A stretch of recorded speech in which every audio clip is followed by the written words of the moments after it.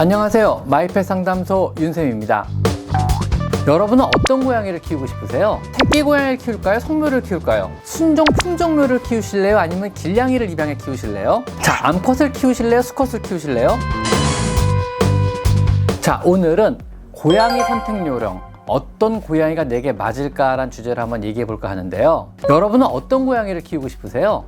제 채널은요, 현재 고양이를 이미 키우고 있는 분들도 오셔서 많이 참고하시지만 앞으로 고양이를 키우려고 계획하시거나 추가로 고양이를 한 마리 더 드리려고 하시는 분들도 많이 보시거든요. 오늘은 그런 분들을 위해서 고양이 선택의 가이드를 한번 제공해 드려 볼까 합니다. 물론 대부분의 현 집사분들은요, 저를 포함해서 아마 여러분의 의지 혹은 저의 의지가 1도 반영이 안 된 순식간에 결정된 묘연에 의해서 강제로 선택을 강요받았을 겁니다.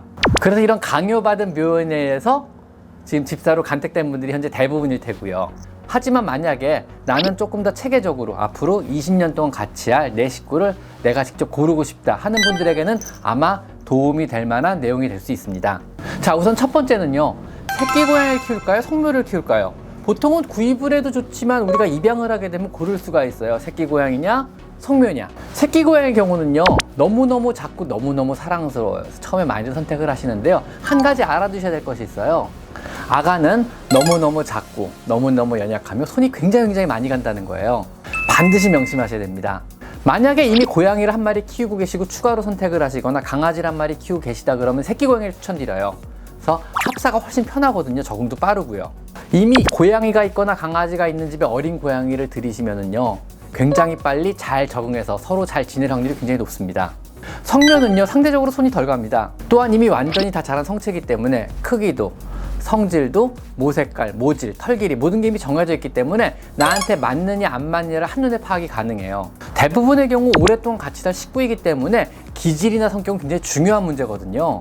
애기 고양이들은 앞으로 어떻게 자랄지, 성격이 어떨지 파악이 되게 어려워요. 반면에 이미 다 자란 성체는 성격이 겉으로 드러나 보이기 때문에 고르기가 되게 용이합니다. 활발한지, 겁이 많은지, 유순한지, 애교가 많은지, 말이 많은지.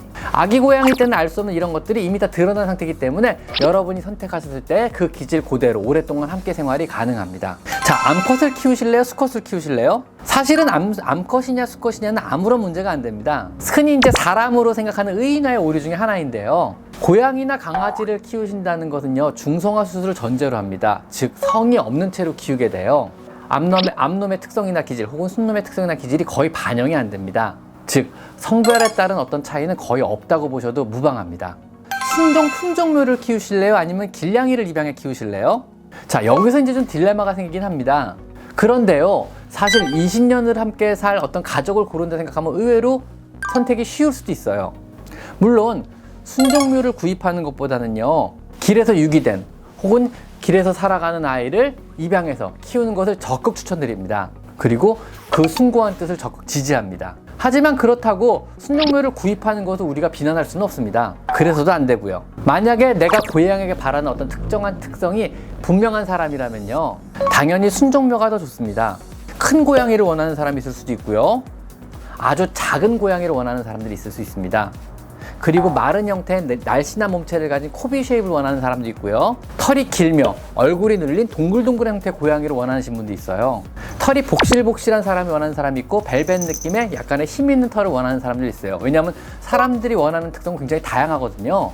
20년을 함께할 가족을 선택하는 일이라면요, 순종 고양이를 선택하는 건 역시 선택지 중에 하나에 올려놓는 것이 당연하다고 볼 수 있습니다. 자, 길냥이는요, 아마 우리 주변에서 가장 흔하게 보이는 이들이 바로 길냥이들이고요, 보통 코리아 쇼테어라는 품종입니다. 저를 포함해 많은 분들이 사랑스럽게 애지중지 키우고 있고요, 우리가 사는 동네 주변에서 가장 흔하게 보이는 품종입니다. 우리의 친근한 이웃 중에 한 명이고요, 많은 분들이 어떤 사랑으로 혹은 묘연으로 아니면 숭고한 뜻을 가지고 추위와 굶주림에 떨고 있는 이들을 구조해서 키우고 있는 것으로 알고 있습니다. 그런데요, 이들은요, 여러분이 구조한 것만은 아마 아닐 겁니다. 어느 순간 보면은요, 이들이 여러분을 구조한 건지도 몰라요. 어느 순간 내 인생에 깊숙이 들어와서요, 나를 어르고 달래주며 평안을 주고 있으니까요. 전 누가 누구를 보살피는 건지 가끔 모르겠어요. 이렇게 저한테 기대고 있으면은요. 그래서 이런 믹스면은 사실은 선물 상자 같아요. 어떤 털이 나올지, 어떤 성격이 나올지, 아니면 어떤 애가 될지 아무도 모르는 거거든요. 자, 어떤 고양이를 선택하건요? 선택하는 순간 여러분은 여러분의 인생에 많은 변화를 겪게 될 것입니다. 아마 선택 이후에 다시 선택 이전으로 돌아가려 하실 분은 아마 극소수일 거예요. 어떤 고양이를 선택하신 건 여러분이 선택한 고양이와 함께 행복한 하루하루를 보내나가길 기원드립니다. 자, 오늘은 여기까지 마이펫 상담소 윤쌤입니다. 감사합니다.